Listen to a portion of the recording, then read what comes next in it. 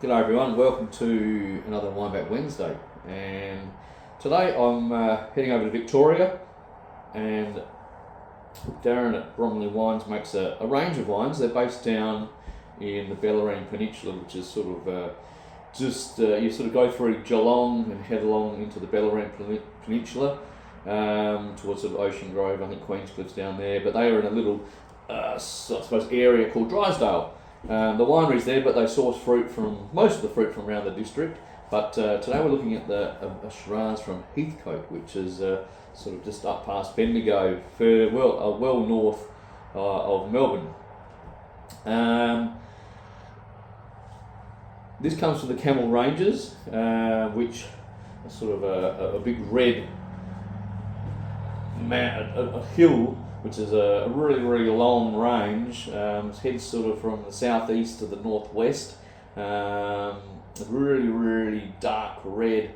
The Cambrian soil there, I reckon they're, off the top of my head, they're about 300 million years old, if not more. And really quite fine and dusty.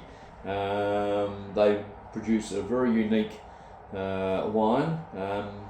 Through Heathcote, when I was at Two Hands, we made Heathcote Shiraz, and the climate, the soil there through the Camel Ranges is very, very unique. There are a few other vineyards dotted around, like Wild Duck Creek is a little bit further south, but they still have some red dirt through there, but the topography is a little bit different.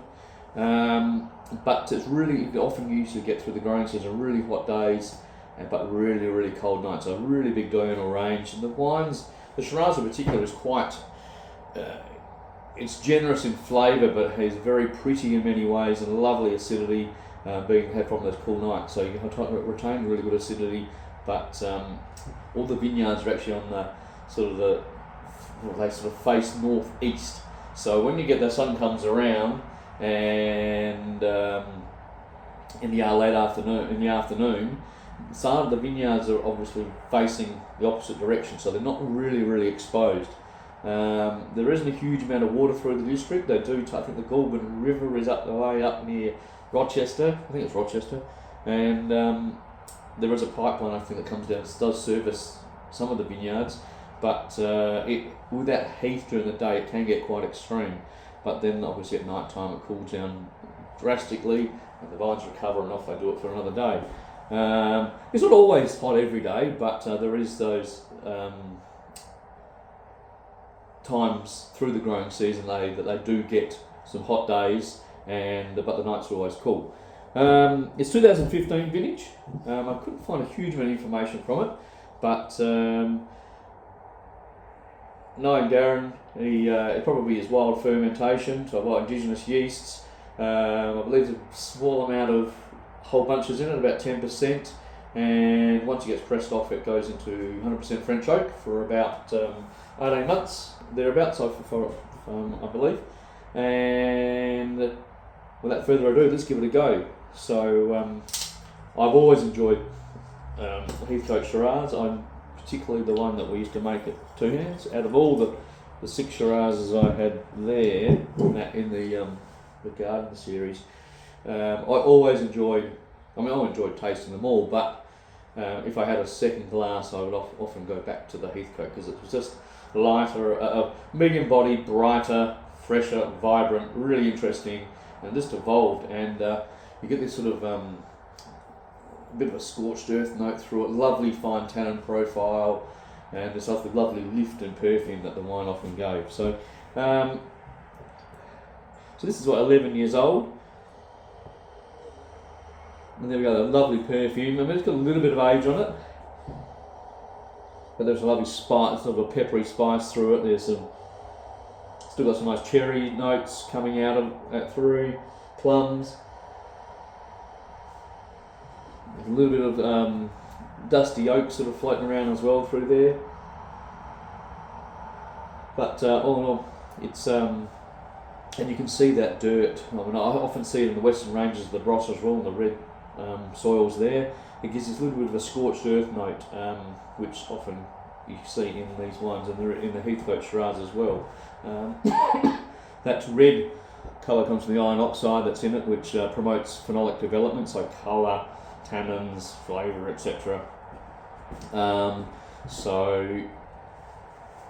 There are some similarities between the two regions, Barossa and Heathcote, but Barossa is probably more blockbuster and bolder and bigger and hit you in the face kind of wines, whereas Heathcote, with that, I mean, it gets cool at night in the Barossa as well, being inland, but Heathcote seems to get a lot cooler, and the wines from Heathcote are typically, I suppose, more perfumed and tighter acidity, and just this sort of more medium bodied.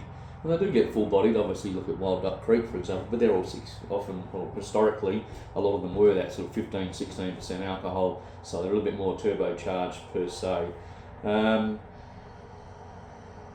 But definitely got some lovely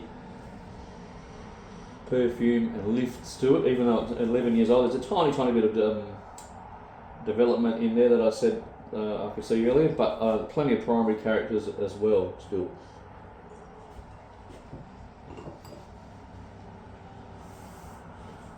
Again,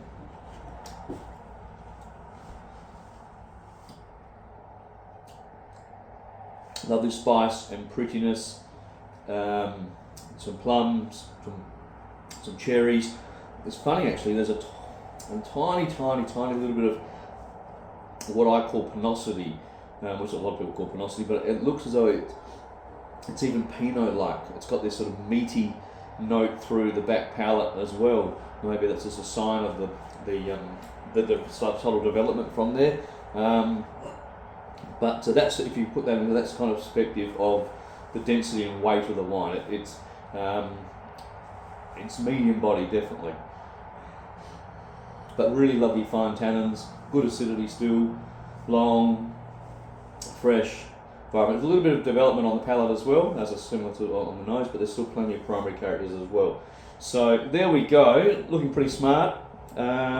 Just found this in the cellar the other day. Sometimes you're digging around through boxes and you go, ooh, there we go.